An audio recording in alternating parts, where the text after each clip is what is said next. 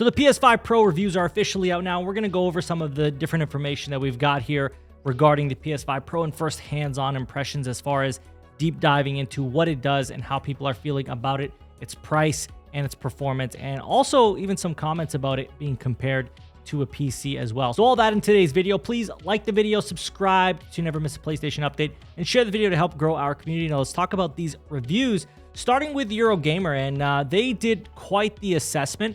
Looking at the highlights here that I felt were pretty important and not diving too into the nitty-gritty here. They say, based on the titles we've played so far with Pro support, that combination works well, and thus far, I do think that PS5 Pro does a much better job in enhancing current generation games than PS4 Pro did back in 2016. And that alone is kind of one of those things where it's like, I sure hope so. I hope that that is the case, that they are doing a better job as compared to the PS4 Pro and what it did for PS4 games. With that said, it seems like there's more to this story as well. And they go on to say the truth is the standard PS5 is still the best choice for most people, but for the core enthusiast looking for the best possible experience, the Pro option is there for you, albeit with a substantial premium.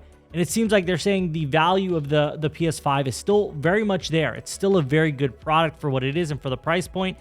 So the PS5 Pro, while it is better for the price difference, it doesn't seem to make that much of a difference for the increased price point. Now, does that mean that you shouldn't go out and buy a PS5 Pro? No, more so it means if you're an enthusiast and you really want the best, hardware for a console, that this is a great option for you, even though it does come with a premium price tag. Now, I want to move on to the Verge's review, and they have a couple comments here that I thought were pretty interesting. Again, these reviews are very long, but we're not covering the entire reviews. When discussing the potential for PS5 Pro, they say, like the PS4 Pro, there's real potential here if developers take advantage of it. So to say that, this hardware is great, but the only way we're really going to get full advantage of this or the full experience and what it can offer is if developers take full advantage of it and they make Pro enhanced games, right? They go in, they create that, not just the PlayStation 5 Pro Boost situation, but also the developers making like full out patches for these games that are going to leverage the power of the PS5 Pro. They also talk about those who are kind of naysayers of the PS5 Pro. They say, some suggest you need a magnifying glass to see the difference in visual quality. You don't. Some suggest you'd be better off building a gaming PC. You might, but probably not for $700. And then they talk about the comparison between The Last of Us Part 1 on a mid-range gaming PC and then playing The Last of Us Part 1 on a PS5 Pro on the same monitor. They say, I fired up The Last of Us Part 1 on my mid-range gaming PC today, a PC whose graphics card alone would still retail for around $300. I sat on a loading screen for 15 minutes just to compile the game's shaders, then launched a game with buggy hair and dull gray mirrors that don't reflect. I mucked about the settings for 20 more minutes to make the game playable. They then say, I plugged a PS5 Pro into the same 4K monitor. The game loaded almost instantly. It was both beautiful and playable right away. So really right away, telling you right now, like, the experience that you're getting with the PS5 Pro is definitely convenience. It's already optimized to where it needs to be, especially with first-party games. And you're not going to have to deal with shaders loading. You're not going to have to deal with messing with the settings. There's so many things that you got to do with PC gaming, especially if you're not dealing with like the top-tier components, that you need to figure out what's going to be the best experience. You would think an optimize button would really solve that problem. It really isn't like that. And if you've gamed on a PC, you may know something about this, that if you're on a mid-range rig, you have to do some stuff with the settings to really get it to look the best possible. Whereas with the PS5 Pro, as they're saying in this review, you're just booting up the game and it's working and it's looking fantastic. And then in their closing sentence, they talk about who this is for. Who is the PS5 Pro for? The kind of person who should buy a PS5 Pro is the kind of person who doesn't want to muck around. They'll want the best console gaming experience money can buy, a large OLED display to go with it, and a plan to park themselves real close to that screen. So, and that's just what it comes down to, right? And that is literally what it comes down to. You want the best console experience. You want it to play it on a PS5 Pro and on an OLED TV. That goes hand in hand, and it's an experience that is going to be the best experience possible as far as console gaming goes.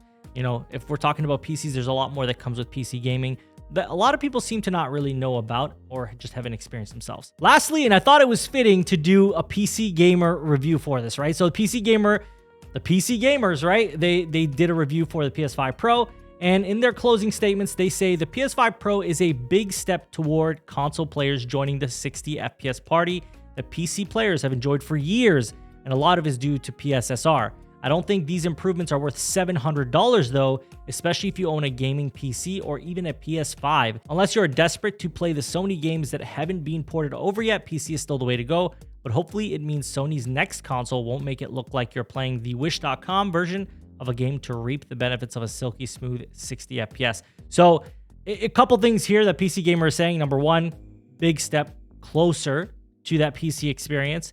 They praise PSSR.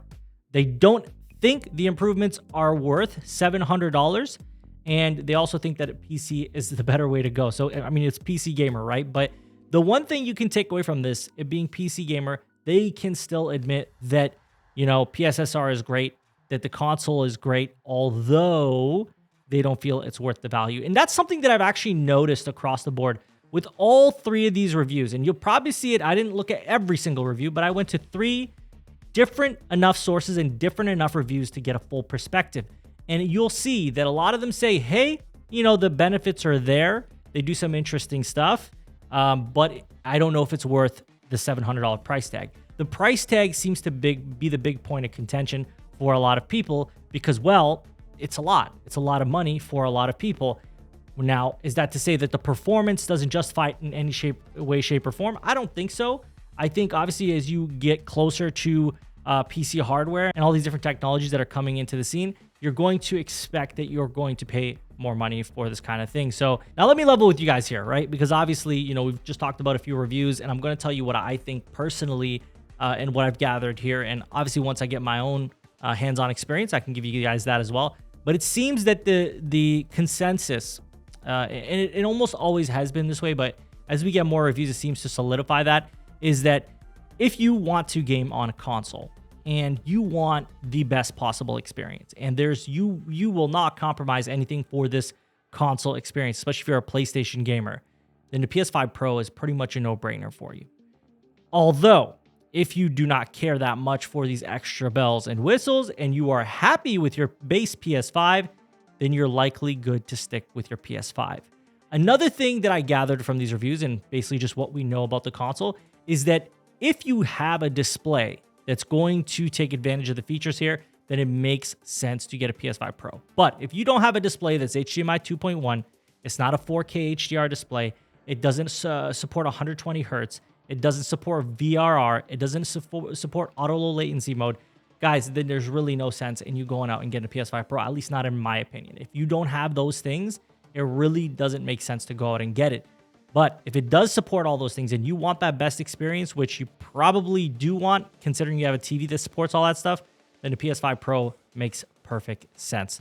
For me personally, I am somebody who likes that experience, and I will go out and get a PS5 Pro to experience all that stuff. Who knows how I feel after I've experienced it, but I'll definitely give it a shot to know exactly how I feel about it and get a first-hand experience from it so I can really make my own decision on how I feel and if this is something that's for me. With that said, the console releases tomorrow. You know, it's a big day tomorrow for a lot of PlayStation gamers and a lot of people who are enthusiasts of console gaming. And so we're going to definitely look into that, and we'll definitely talk about that more tomorrow. But I'd love to hear your guys' thoughts. Are you buying a PS5 Pro? Are you happy with your PS5? Do you not even own a PlayStation, but you're still interested in what's happening in the tech? Let me know down below. As always, if you enjoyed the video, hit the like button, subscribe if you're new, and share the video to help grow our community. I thank you all for watching. Take care.